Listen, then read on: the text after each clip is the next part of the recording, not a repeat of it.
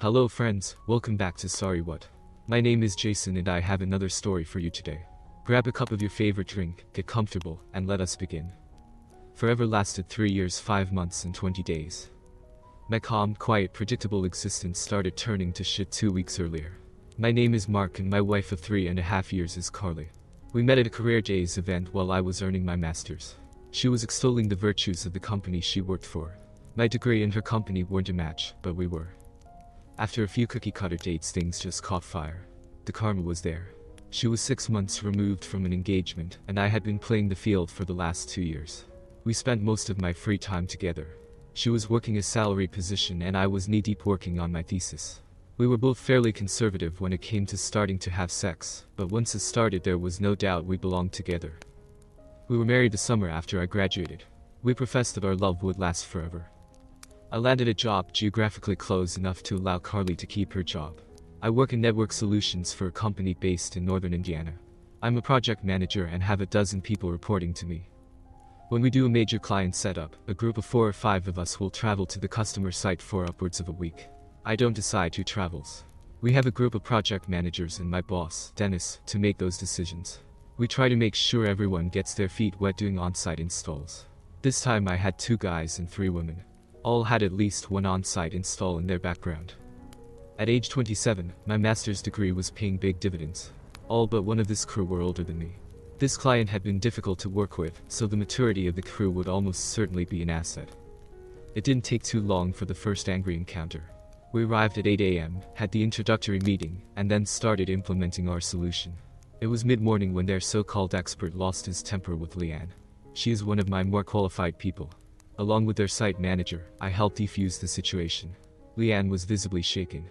I took her to the coffee room to give her a little time to recoup. After about 15 minutes she returned to her desk. Unfortunately, this whole scene would repeat itself shortly after lunch. Their resident expert was sent home for the day. I tried for a half hour to get Leanne calmed down, but in the end I sent her back to the hotel. Leanne joined the team for dinner. Afterwards I told them I was going to run around the park by the hotel and invited any or all to join me. Leanne was the only one to accept. We really didn't say much while we jogged until she broke the ice. Her voice was more pleasant than usual. You know, we could run away and live happily ever after. Go lay on the beach and enjoy ourselves. What brings that on, Leanne? Well, you know, just up and go. Leave everything behind. Leanne, let's not go there. You know the company policy about managers and those they manage. Okay. I sat in my room, quite dumbfounded by that discussion. I talked with Carly but didn't bring up Leanne's actions. Leanne had always been less than pleased that I was her superior. You know, the little snipes, the rolling of eyes, all the body language that indicates a lack of respect. I didn't know where today's conversation had come from. In the morning I approached Leanne. Things okay today? Quite curtly, I'm fine, Mark. Thankfully it was an uneventful day. Their expert expressed his doubts about what we were installing, but he didn't lose his temper. My team and I had dinner again. While waiting for our food, a guest ran into his server, knocking the tray of food to the floor. The guest was a jerk, yelling and screaming. After dinner I jogged by myself. I talked with Carly, then turned on the 10 p.m. news. I heard a knock on my door. I opened to find Leanne with her coat on. Hi Leanne. Everything alright?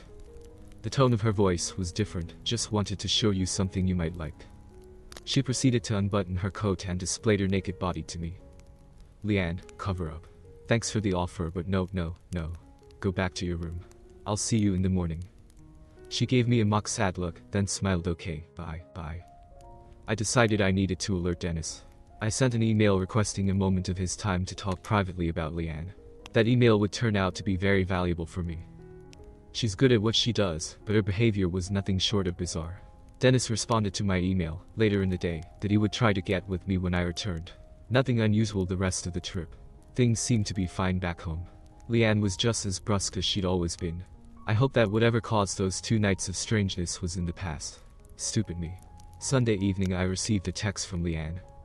That was the best sex I've ever had, with lots of Lovi Sturkamotikins. I hadn't seen Leanne since our plane landed on Friday evening. She must have mistakenly chosen my phone number when sending her lover a text. I did not respond. I would talk with her in the morning. The thought of Leanne with a lover was hard for me to imagine. Just saying, but the same could easily be said about me. Leanne, I think you mistakenly sent me a text last night. Quite curtly, Mark, I didn't send anyone a text message last night. I didn't press the issue. She was knee-deep debugging a problem.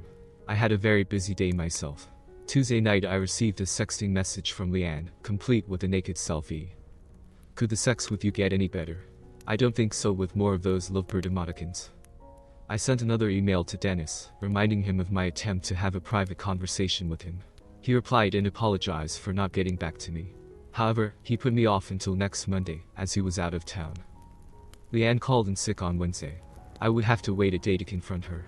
My day was about as average as it had ever been. I really didn't expect it when someone called my name as I was getting into my car. Whatever I got hit with was sufficient to knock me out. I awoke in the air. The police took my statement and brought me up to date.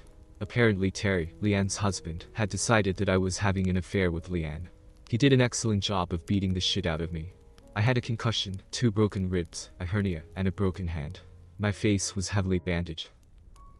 Terry had left copies of Leanne's text and sexting picture with my unconscious body. The photo had been colored with a black marker to hide the face, tits, and pussy. Unfortunately, he had delivered the same copies to Carly. Carly answered her phone the first time I called. She hoped I would die a painful death. The hospital kept me overnight for observation, and now Carly would not answer her phone. On Thursday I took a cab back to my car, then drove home and stayed there. Carly wouldn't talk to me when she got home. Rather than starve, I had a pizza delivered. On Friday I went into the office, even though my side was killing me. Mid-afternoon I was told that I had been placed on paid leave.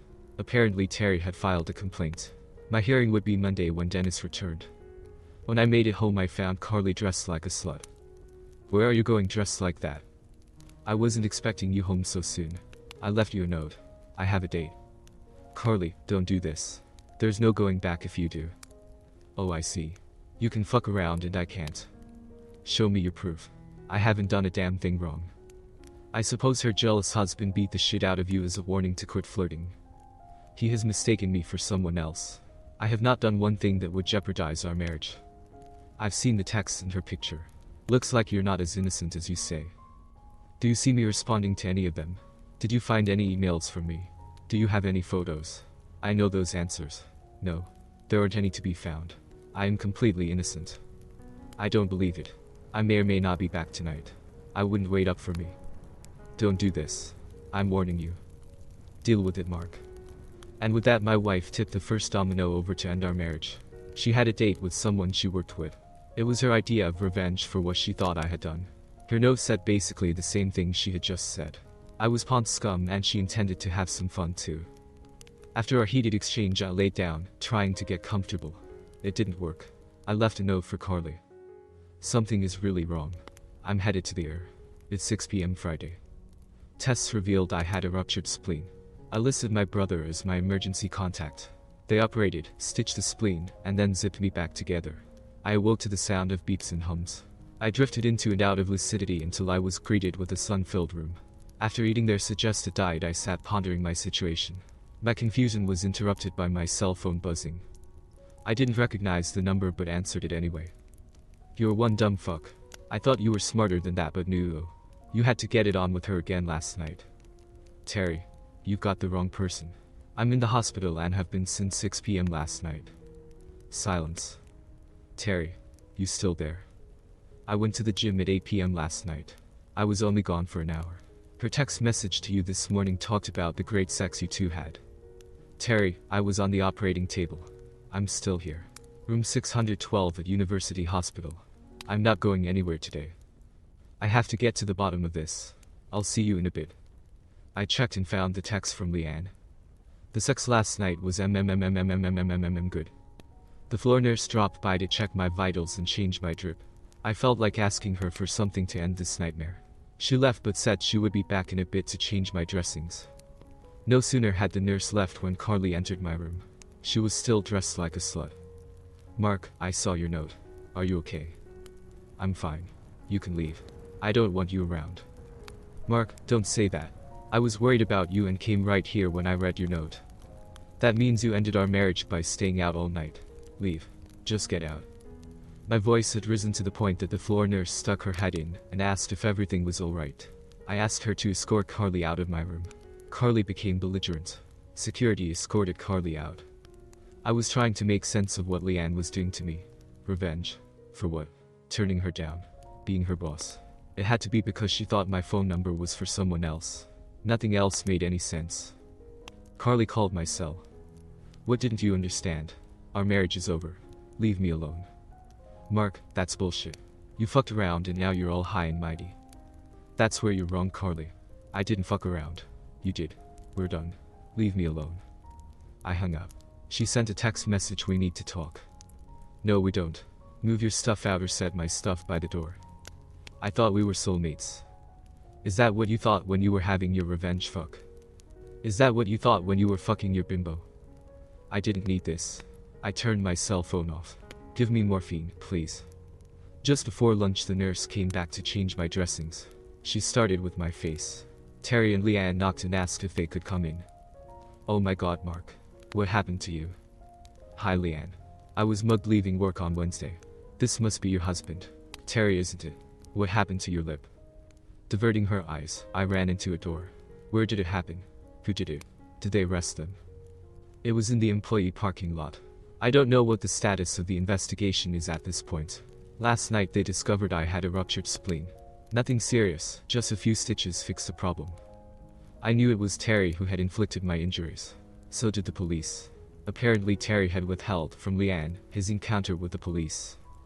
The nurse was finished with my face and asked if I wanted my company to leave while she did the spleen surgery dressings. I said no, let them stay. The nurse needed something so she left saying she would return shortly. Leanne sat on the chair and Terry tried to start a conversation. Mark, I just don't know what's going on. None of this makes any sense. Tell me about it. Come here for a minute. Terry came closer as I whispered. Leanne was acting very oddly on the last road trip. Has she been under pressure recently? Whispering back, her mother died in a car crash last Christmas, and her sister just started chemo for breast cancer. She seems to be dealing with it okay. The nurse returned so Terry backed up against the wall. It got quiet in the room. Carly stormed in and started yelling at me and Leanne. The nurse called security. Terry restrained Carly until security arrived. After the peace and quiet was restored, the nurse continued her work. Leanne got up and stood close enough to hold my hand. Last night was awesome. We need to go to that beach again. The sex with you is so good. Terry, myself, and the attending nurse stared in disbelief. The nurse looked at Terry and said, "Don't let her leave. I'll be right back." Terry wrapped Leanne in a hug. He mouthed, "I'm so sorry." After about 5 minutes, the nurse and a pair of doctors escorted Terry and Leanne from the room. I had all afternoon to replay the entire 2 weeks. There were two very different Leanne personalities. It was several hours later when Terry returned. He was very apologetic. He asked me about her odd behavior. When I told him of the angry encounter, he lit up. "I'll be right back." He returned with a doctor. I repeated my story. Terry began, "Mark, when Leanne was a child she was mentally abused quite severely. Her father was relentless in his verbal mistreatment of her. She has been in the midst of a nervous breakdown since last week's encounter. You said she did something strange the day after her work encounter. Was there any conflict involving her that day?" I said no, but then thought about the guest and the tray. While we were eating dinner, a guest had an angry encounter with the waitstaff. The doctor joined in. That would do it. She has what we call dissociative identity disorder. Basically, she has dual personalities. It is usually a reaction to trauma as a way to help a person avoid bad memories. You must have been the person who interceded on her behalf. You made an imprint on her fantasy personality. So what about Sunday and Tuesday? Did something go on those days? Terry offered. She backed into the lawnmower on Sunday. I yelled at her for being so careless. I found her text to you on Tuesday. We had an angry encounter. The more she denied, the angrier I got. I finally left the house and didn't return until after midnight. How about last night? We had a knockdown fight again. She was upset that I had filed a complaint against you. She was still denying an affair, and that just pissed the hell out of me. I can't tell you how bad I feel for you. You did nothing wrong and I've made a mess of your life.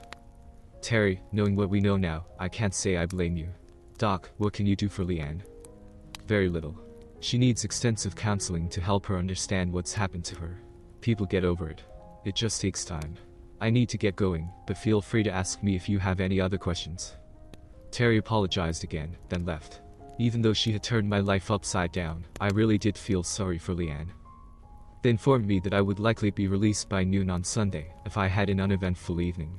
I sent an email to Dennis asking him to please contact Terry, as there had been some pertinent developments. I scrolled through the text messages from Carly. A whole lot of anger being vented towards me. It saddened me to think that this strange set of circumstances had ended my marriage. I played the voicemails, but her attempts to justify her actions only fueled my anger. They all hit the trash can. On Sunday I drove back to find my house as I had left it. Carly had not moved out and my stuff was still there. I started packing what I thought I'd need for the next week. Dennis called around 3 p.m. and asked if he could drop by. He said everyone was convinced I was not at fault and had done nothing wrong. My attempt to talk to him about Leanne, along with Terry explaining her medical issue, had satisfied all of higher management's concerns. I was reinstated and this would be expunged from my employment history. Leanne had been placed on unpaid leave. I had just placed the last sack in my car when Carly pulled into the driveway. So like some chicken shit you're just going to turn and run. What a fucking pussy. Carly, Leanne had a nervous breakdown. Nothing she alleged ever occurred. She's under observation at university. You should talk to Terry to confirm what I'm saying. I'm cutting my losses and I'm going to start over with someone who I hope thinks before she acts. I thought that was you. I couldn't have been more wrong. Thanks for the good times, but I really never want to see or hear from you again. Mark, don't go. She made it up. How was I supposed to know? Mark, please don't go. Carly, it doesn't work that way. I don't plan on spending the next 40 years worried if whatever I've done that day is enough for you to go to the bar and fuck whoever happens to be there. I wouldn't stay married to a woman who uses her cunt as a weapon of revenge. Mark, no. This is just a big misunderstanding. We can get by this. Don't go. I'm sorry. Please. I shook my head and closed my car door. She's convinced we can get past this misunderstanding. Are you fucking kidding me? A misunderstanding. The tone of the text and voicemails had certainly changed. Apparently she thought I would get over this as a few days. My hopes for an amicable divorce were not to be. We have no kids, no pots of gold to divide, yet the judge orders 2 months of weekly counseling sessions. Apparently Carly saying she didn't want a divorce was the reason behind this roadblock. As much as I wanted to skip them, I certainly didn't need any blemishes on my reputation. The first session ended badly. The counselor tried a divide and conquer approach. I sat in an empty conference room while Carly stated her case. Then we swapped chairs. Mark, tell me how you feel. How do I feel? Pretty simple. I wouldn't stay married to a woman who uses her cunt as a weapon of revenge. Game over. Good night, Doc. Mark, you do realize she thought you had cheated. That diploma on the wall, did you find it in a box of cereal? What part of what I just said didn't you understand? Insults don't help us resolve this, Mark. I know you're angry, but you have several years together. Do you still love her? I love who I thought she was. Do I love who she turned out to be? No. Are we done? What can she do to regain your trust? I wouldn't stay married to a woman who uses her cunt as a weapon of revenge. You've already said that. I wouldn't stay married to a woman who uses her cunt as a weapon of revenge. Is that all you're going to say? I wouldn't stay married to a woman who uses her cunt as a weapon of revenge. Mark, it's obvious you're not going to cooperate. Let's call it a night and try again next week. Carly tried to stop me from leaving, but I brushed her hand away and left. Was I childish? You bet. Would I ever consider taking her back? Not a chance. I'm 27 and hope to be married for 50 years. She exposed how vindictive she could be with just someone's accusation. Round 2 went about as well as round 1. Mark, would you like to start? Doc, what do I have to do to satisfy the court order? You have to attend these sessions. It would help both of you if you tried to understand each other's feelings. But I don't have to try, do I? Mark, you should try. Okay, Carly, I won't stay married to a woman who uses her cunt as a weapon of revenge. You two can talk about whatever you want until I can leave. You are acting very childish, Mark. Insults don't help us resolve this, Doc. I know you're angry. Do you still love your job? Carly, why don't you tell Mark your feelings? I stared at the counselor and hummed a song I had heard on my way over. I couldn't quite drown out Carly's attempt to cleanse her soul, but I did a pretty good job of it. I waited until the counselor's lips moved. If I read her lips right, it started with Mark. Sorry, Doc, what did you say? I said, what do you feel about what Carly has said? I wouldn't stay married to a woman who uses her cunt as a weapon of revenge. I heard the sobs and watched the counselor putting her notes away. My attorney called the next day and said we needed to appear before the judge. Your Honor, my client has attended the sessions as ordered. He has no desire to stay married. There is nothing the counselor can say or do to change that. There is nothing his wife can say or do to change that. The counselor has indicated he's not being cooperative, yet this court and the counselor refuse to listen to what my client is saying. Pouring water on the ashes where the bridge used to be won't rebuild the bridge. Please grant a petition. Thank you. That's why I paid him the big bucks. Petition granted. I must be some kind of lightning rod for a certain kind of woman. Carly was turning out to be as crazy as Leanne. She would wait for me after work. She would run into me at the grocery store. I would never give her the satisfaction of explaining her actions. Her text messages invited me out on dates. No matter what I said or did, she persisted. I finally found something to slow her down. I responded to her offer to go out on a date. Carly, my new wife would appreciate you not communicating with me anymore. Have a great life, Mark. That seemed to do the trick for a week. You're not married. I didn't say I was, but when I do find my new wife, that's what she will say. Please move on. I have. Well, that hasn't stopped her. I have no doubt she will complicate my attempts to find another woman. I'm trying to date again. It might be hard for some to imagine me with a lover. With that said, the dating scene isn't something I excel at. I love who I thought Carly was. So far nobody is living up to that. I'm in no hurry. A divorcee from accounting looked me up. I cleared it with Dennis before I asked her out. After a few dates, she indicated she just wanted a FWB relationship. The morning after I spent the night with her, for the first time, Carly sent a text. Do you love her? None of your business. I still love you. I'm sorry. Too little, too late. In the back of my mind, I can see you all watching my demise play out on Dateline. Leanne returned to work and was placed under the supervision of another manager. I do my best to avoid her. She has never said or done anything odd again. The police didn't want or need me to cooperate to convict Terry. The security cameras provided everything they needed. I did appear at his sentencing to ask the court for leniency. He was given a suspended sentence, but he still has a felony conviction. Having FWB works for now, but I want a soulmate. Preferably one that understands that the intercourse required to resolve a conflict has no sexual connotation. And that's it for today's story, friends. If you enjoyed today's story, leave a like and comment before you leave. Don't forget to subscribe and hit that notification button so you don't miss any video. Goodbye for now, and I'll see you in the next video.